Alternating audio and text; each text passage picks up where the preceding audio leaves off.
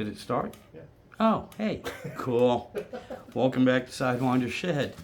Today is Monday, June 17th, 2024. And if you've been following my channel at all, especially for the last few days, you know, on Thursday, June 13th, at 0:30 hours in the morning, the transmission in my old 1992 W250 Dodge W250 3/4 ton 4x4 truck decided that it had enough. It just quit working, and basically I lost all the transmission fluid out of it, and it looked to me like it was the front seal that was gone. I had it towed home, and if you watch that first video, you will know I don't know anything about automatic transmissions, and I didn't even know what kind of transmission the truck had in it. I don't deal with them. To me, an automatic transmission is just full of liquid magic. I have no idea how it works. You know, you just dump some fluid in it and you go forward and backwards. Well, this is what I've learned in 5 days. Thursday, Friday, Saturday, Sunday, Monday. This is what I have learned in 5 days. 1, I have an overdrive transmission on a 4-wheel drive vehicle. 2, that setup is heavy. Now, when people say it's heavy, that's an understatement. This thing is more than, this thing is, all right, don't want to use cuss words. This thing is friggin' heavy. It's got to be over 400 pounds, easily. Easily, and I'm only 5'9".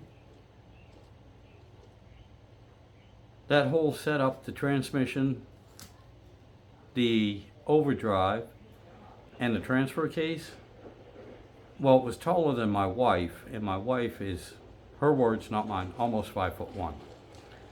So that pretty big and heavy. Oh God, is it heavy? What I did know about this is I knew it was going to be painful, and I was right. Other than that, I didn't know anything about it.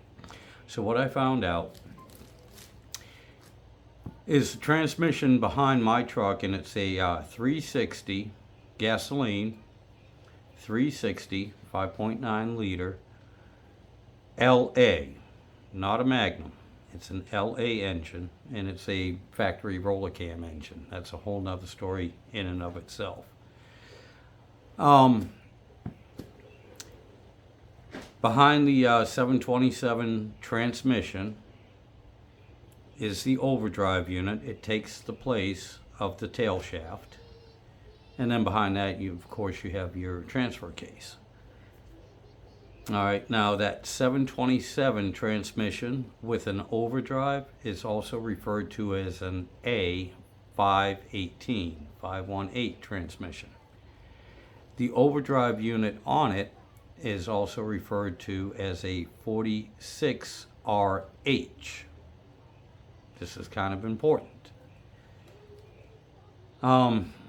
because they stopped making those and they went to a 46RE. I don't know what the difference is. I did find out, though, that if you have the 5.9 liter diesel with the automatic transmission and the same 46RH overdrive, there's at least one difference that I know, and that is the overdrive unit has 6 clutches in it instead of 5.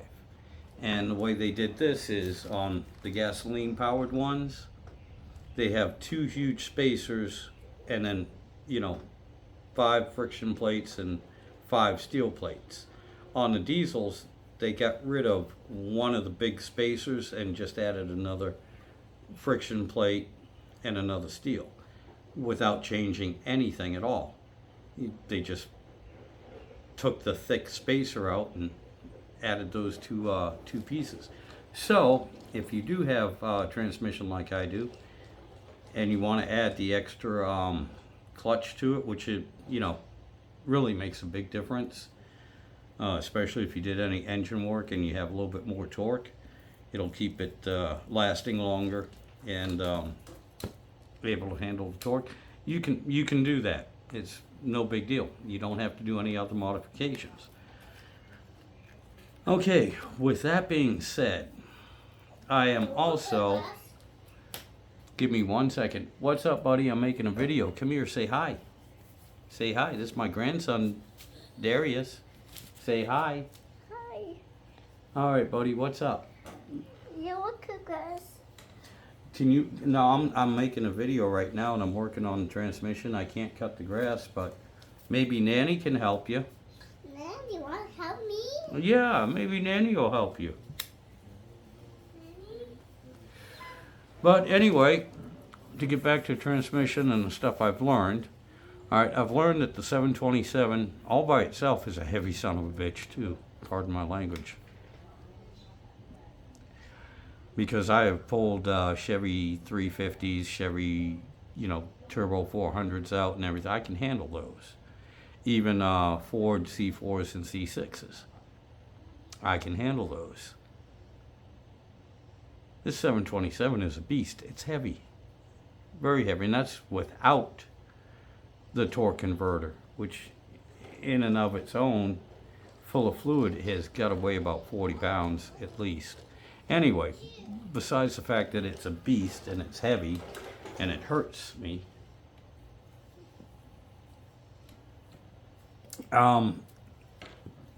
there's a few things. It's hard to find a YouTube channel that deals with the 518 overdrive, let alone the 518 4x4 overdrive, all in one channel. I've been looking, I've been trying to find everything. And one of the things I have noticed, and I went through this with building my 360 factory roller cam LA engine, trying to find the difference between the LA, the Magnum, and then finding out that there was a roller cam, and then trying to figure out the difference between the roller cam LA engine and the flat tappet LA engine. That's a whole series on itself, and there are some differences. There are some important, they're minor differences, but there are some important differences. So if you run into that, I have a whole series on that. And that's what I'm going to do with this transmission here, because it's so hard to find information on YouTube right now, all in one place. And I'm no expert, so this is going to be a learning experience for me. And if you follow along, it'll be, this is not meant for the people that actually know what they're doing. It's meant for people like me that are just learning about this subject. And here's a couple things that I wasn't sure of, and I found out just by biting the bullet and trying it and see what happens. This particular transmission can come apart in 3 pieces. And now it might be obvious to everyone that the transfer case can come off. That was obvious to me also, but I wasn't sure how this was set up, and I didn't know if you had to take the yoke off of it. So let's take a look at this thing. And yes, everything is a mess here still.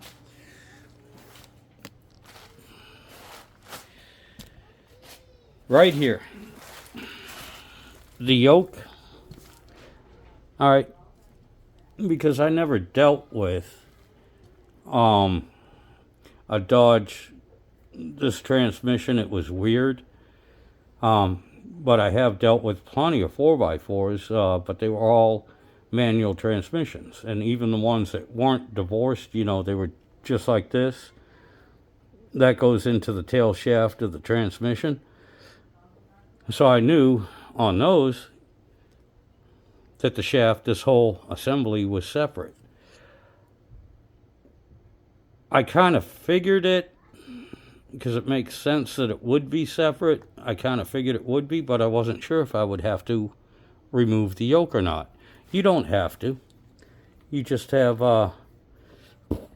1, 2, 3, 4, 5, 6, 1, 2, 3, 4, 5, 6, and I believe they, if I remember correctly, they're 9/16 bolts, or nuts. They're nuts.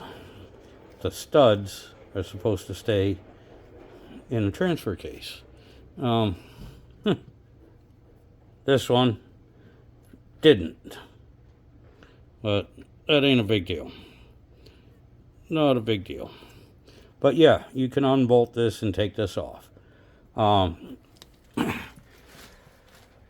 The transfer case is also attached to the cross member. I mean, this whole transmission, and I did clean it up a bit, but I have never seen a transmission, that's the overdrive unit, and a transfer case that was bolted so well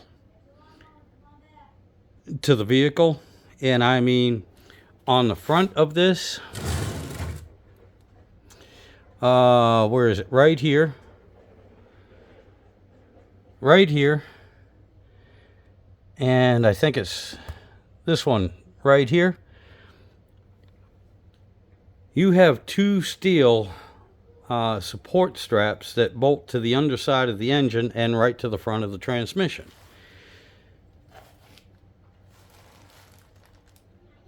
I mean, this thing is just bolted in all over the place. They definitely were trying not to have this thing twist. But to get back to a couple other things, most of the time, all the videos I've seen, especially about the overdrive transmission, this is how you see it. It's already been taken apart. Most of the time, the transmission itself has been taken apart.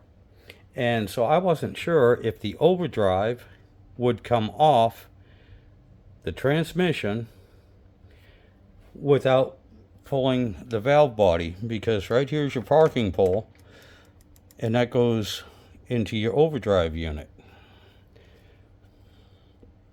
And unlike your standard two-wheel drive with the tail shaft, there's no C-clip. You don't have to worry about that. All you do is you take off 7 bolts here. As you can see, this is my problem. It's broken.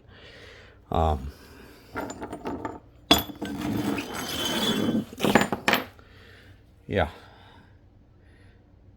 So the mounting part for my overdrive, and seeing as how the overdrive and the transmission share the same fluid, that's where all my fluid was coming out of.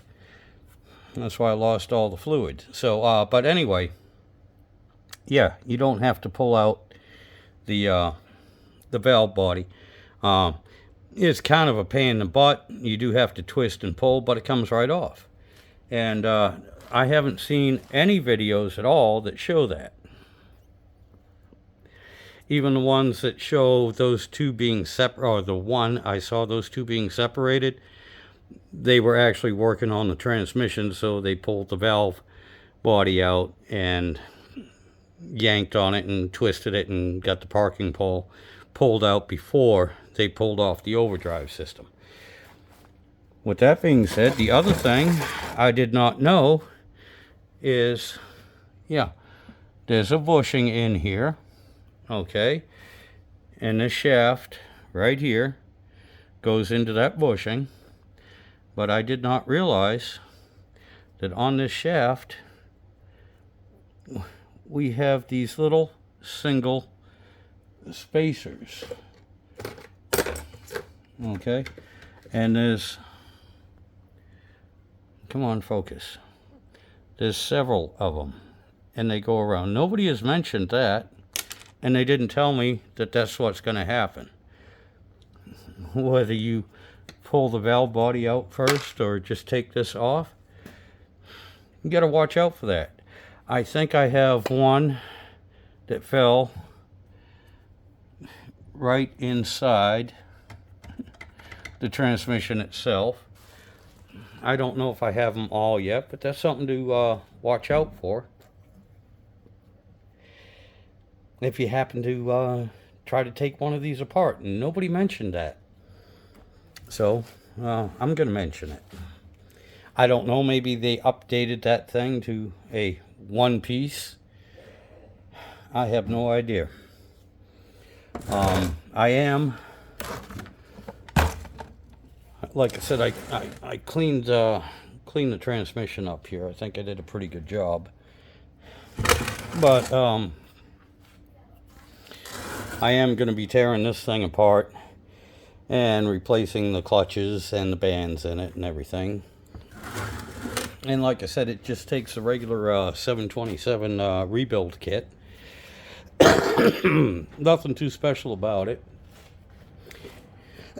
Even though it's a A518, I'm still trying to figure out how much of a difference there is between that and a, I know this is a short shaft 727 instead of a long shaft.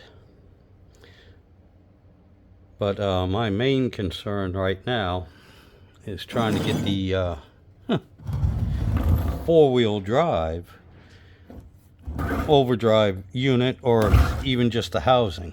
If I get just the housing, yeah, I found out that there is like an 800-pound spring in here, so I'm not going to mess with that. I'll take this to a transmission shop and let them swap over the parts and put new clutches in it. This has its own clutch pack. But like I said, this is a learning experience for me, and I've learned so much just in 5 days. And I want to give a shout out to Mopar Nut, who has been awesome. He even contacted me and gave me his phone number. And I've never met the man before in my life, but I do appreciate it. He is awesome, and I will try to put a link to his channel in the description here, and I encourage you all to check him out. But yeah, as I go along, again, this will be my first automatic transmission that I've ever rebuilt. And there's another YouTuber, another subscriber of mine too, Kimfixesthings. She's doing her first transmission, and I'm watching her videos, and I'm hoping, hoping to learn from her as well. But yeah, this is if that, I'll be honest with you, if that piece wasn't broken, that's what's holding me up right now, I would have had this already tore apart yesterday and figured out what I need. And I'll be honest with you, I would have spent all day today putting it back together best I could, provided I was able to get the parts. But that's the other thing I've run into, is trying to get a rebuild kit for it. And they range anywhere from just your basic seal kit for right around $100 to a master rebuild kit that has the clutches, depending on what brand you go with. They have the clutches but no steels and one intermediate band, to the deluxe kit, which includes the bushings, the bearings, both bands, the clutches, the steels, and all the seals and everything else. And depending on what brand you go with, the deluxe kit ranges anywhere from $350 to $600. And that's not including, I'm not putting a shift kit in it. I'm not changing anything on it. I'm basically going to go back to stock. But anyway, that's an update. And like I said, I'm gonna try my best to keep just like I did with the 360, my old purple engine over here, just like I was doing a few years ago with this 360. Come on, hard to do this holding the camera. Factory roller cam engine. Yeah, and I went with a 4-barrel Edelbrock carburetor and everything on it, and just, you can watch my whole series. I know it has a Magnum exhaust on it, but this is definitely an LA engine. It was an old Smog engine, and I didn't go too crazy with it, but on paper it should be putting out somewhere around nothing crazy, but somewhere between 325 and 350 horse. But I'm not too interested in that. But with the camshaft, I spec'd out for it, and I raised the compression from 8.5 to 1 to 9.7 to 1, a little higher than what I wanted to go, but due to clearances and everything else, that's what it ended up being. Anyway, specs on it on paper should put out somewhere between 325, 350 horse, but it should be reaching and touching right around 400 pound-feet of torque. So in other words, I just built a gasoline version of a freaking diesel. Because it's going in a 3/4 ton truck.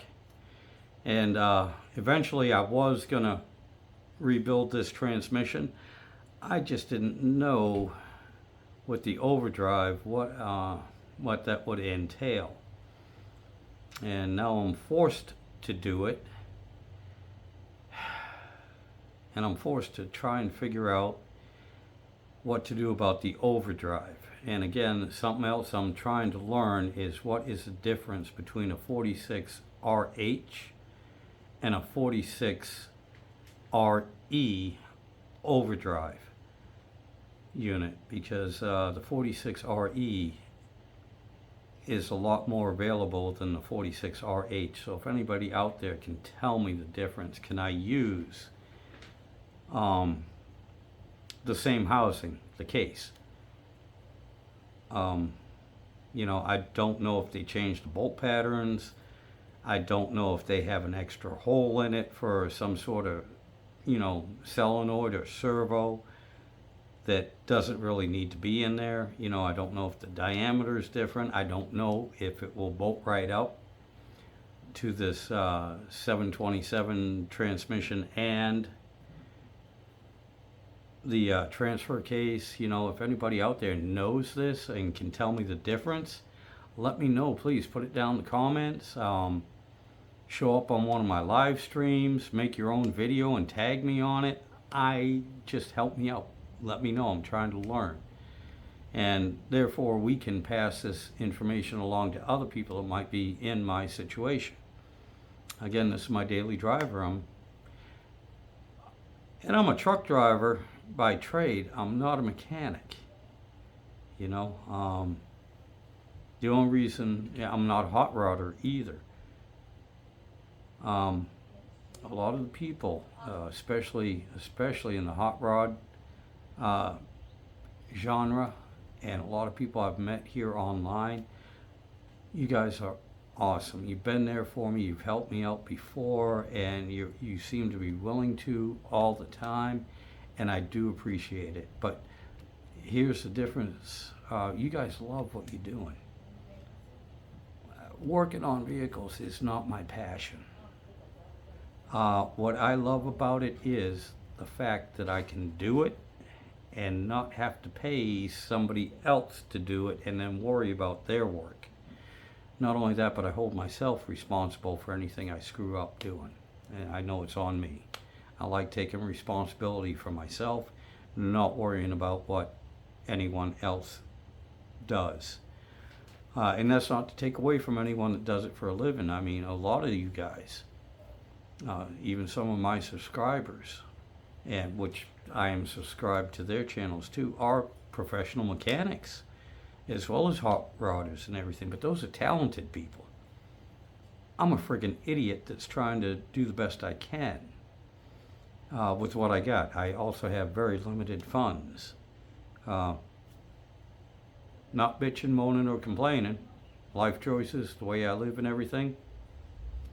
I just don't have the funds to pay for somebody to do stuff for me, or to buy top shelf products, you know. So I've said it before, you work with what you have. As far as intelligence and everything goes, and skill, I'm not working with much, but I'm doing the best I can with what I have. But anyway, guys, I know I've been rambling. Just want to give you a I can't even say a quick update. I want to give you a long-winded update.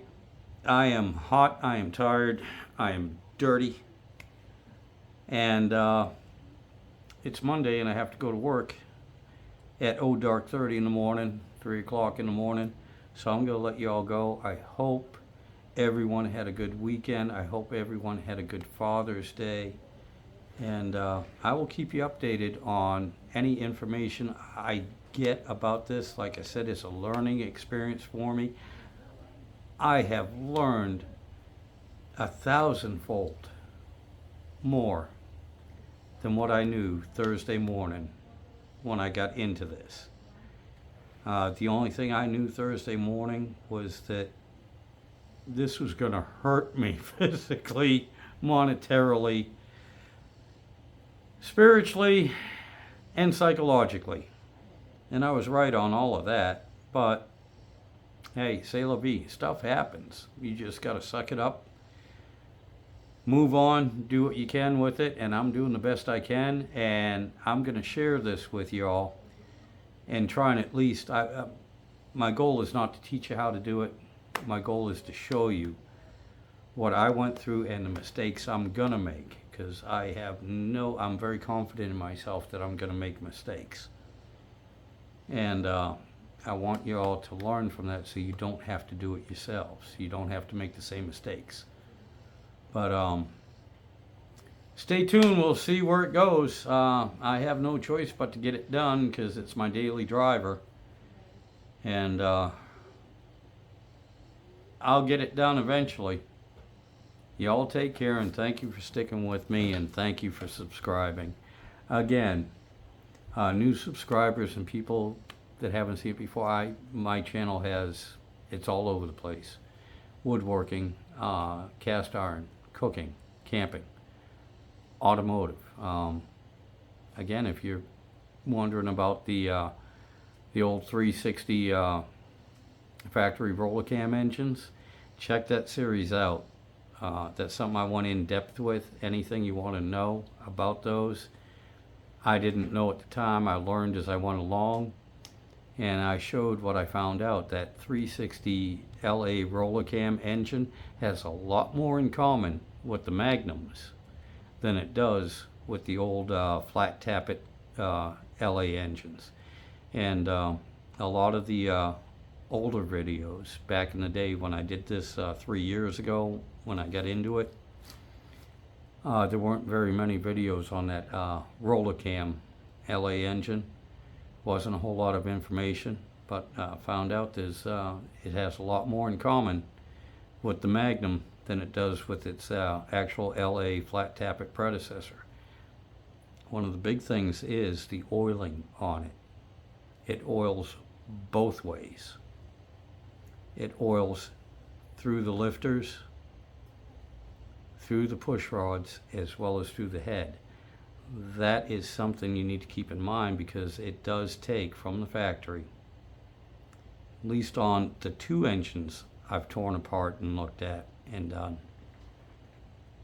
I don't know if they were exceptions or whatever, but they don't use the AMC lifters, they use the Magnum lifters. They don't have solid push rods. they have hollow push rods. They oil through that, and they have the openings through the block and through the head for the shaft, because it's still a shaft rocker setup. They oil through that too. So what I'm saying is the oil pump on it from the factory, checking the number on it, was actually a high volume, not high pressure, but a high volume oil pump.